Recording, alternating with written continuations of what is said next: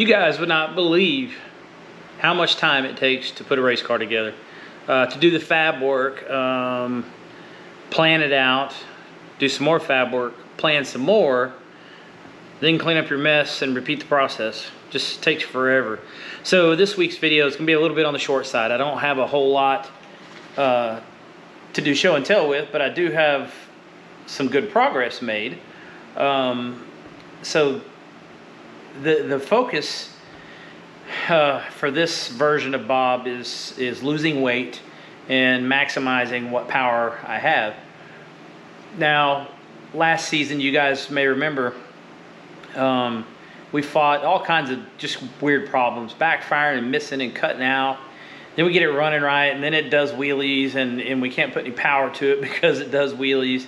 And then we figure out the wheelies, and we get it to go straight, and then we got head gasket problems, and so on and so forth. But to back that up a little bit, what we're going to do, and I think I've already covered this in previous videos, we're gonna focus on getting weight out of the car. Unfortunately, the majority of the weight is going to come out of the front of the car, so we have to, I guess, really be on our A game as far as you know, the suspension setup and tune-up is concerned.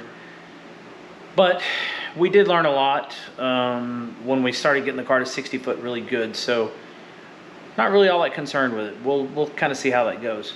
Anyways, let me turn the camera around. I'm gonna show you guys what we got done this week. Pretty cool stuff. I'm really kind of excited about it. It's going to take getting the motor back from the machine shop so we can finish setting up the front end of the car, because we have to put the mounts for the motor plate and the mounts for the mid plate and all that jazz in. So we're kind of a little bit behind the 8 ball there, but anyways, let's check it out. Okay, so I think some of you guys got to see this on Instagram, but we got these bars in and fully welded in place. Got a little bit carried away with the cutoff wheel, so I'm gonna have to fix this on both sides of the car right there. No big deal. Got the rear bars in place too, and I think you can see that these are fully welded top to bottom. This piece has been plated up and around the frame right there. Same for this side. This side is a little different on the back here, because of where the master cylinder comes out and where this brake line has to exit. So there's a brake line that goes through here, and then there's one that goes out back here. But as you can see, we got the face of the strut tower marked out.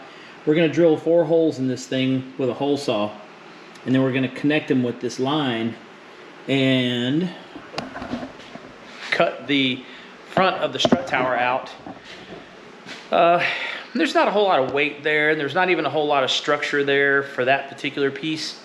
But what it is going to do is it's going to give us some airflow through the engine bay, get some of that turbo heat out of the engine bay, and make it easier to work on, you know, if spark plugs are an issue, or, you know, just who knows what. If you can stick your hand through there, it's going to help. So anyways, strut tower bars are in place.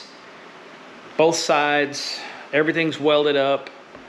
We got to make some sheet metal caps that go over here in this area.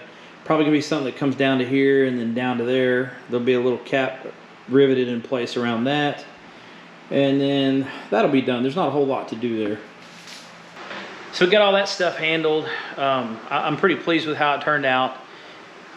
We got some bracing to add to it. Mainly because, well, let me back up a little bit. So there's a bunch of cars that are done like this. This isn't anything new. A bunch of fast cars too, I might add. But anyways, it's a little flimsy right now. If you just, you know, just tapping on it like that, you can actually make the strut tower move. But the motor plate is going to go in about 6 inches in front of the motor strut tower, so it's going to add some rigidity there and keep the strut towers from leaning inward. And of course, the front bars are not on the car, you know, and all that kind of stuff. You know, it adds up.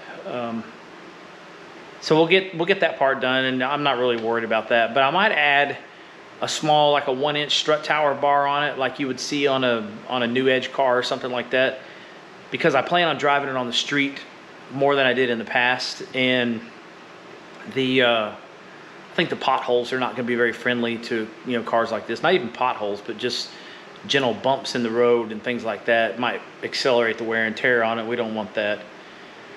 Let's see what else. Oh, so I got a little carried away with the Sawzall and kind of Ginsu'd a brake line that really was kind of in the way that I forgot about, I guess. So got to put new brake lines on the front, which was kind of going to happen anyways because the line lock and the proportioning valve and that kind of stuff is going to get moved. And it used to be, let me take this around and show you. So that stuff used to be mounted right in here. And you can kind of see the, you know, the brake line used to sit like that. And then this one used to go up there. So we got to redo the brake lines and, you know, all kinds of jazz like that. But it's going to be a time to clean it up and make it look even better than it did before. It wasn't too bad before, but I didn't like the lines of the lines, if that makes any sense, how they were arranged. So that's going to be nicer. Bob is definitely going to lose some weight. I'm hoping to come in around 2,750 pounds race weight. Before it was 3,008 pounds. So 258 pounds is the goal to lose. I guess we'll see before too long. I don't know. It's got a lot of work to do though. Okay, so one last peek of the outside of the Strut Towers before we end the video, but I like the way it's turning out. So you can see right in here, you can see the bars pretty plain, nice and clean, lots of access back here behind the Strut Tower now. So I haven't fully decided where I'm going to cut these at yet.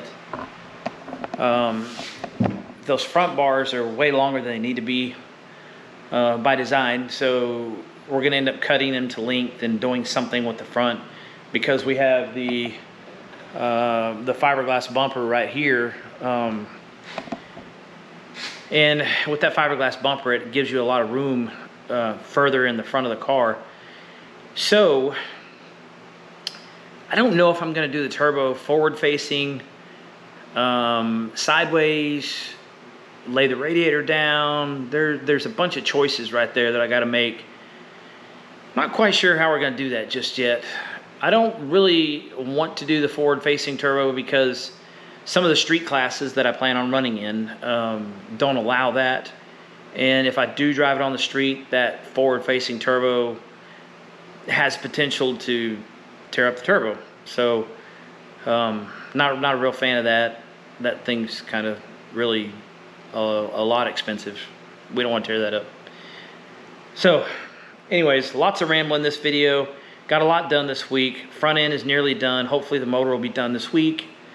Got to cut the old motor mounts out, do some trimming, do a lot of power washing and clean it up and paint, and then we'll be ready for the motor. So anyways, that's it guys. Thanks everybody for stopping by and participating or watching the rambling session. Hopefully we got some action on the next one. Thanks again guys. We'll see you in the next one.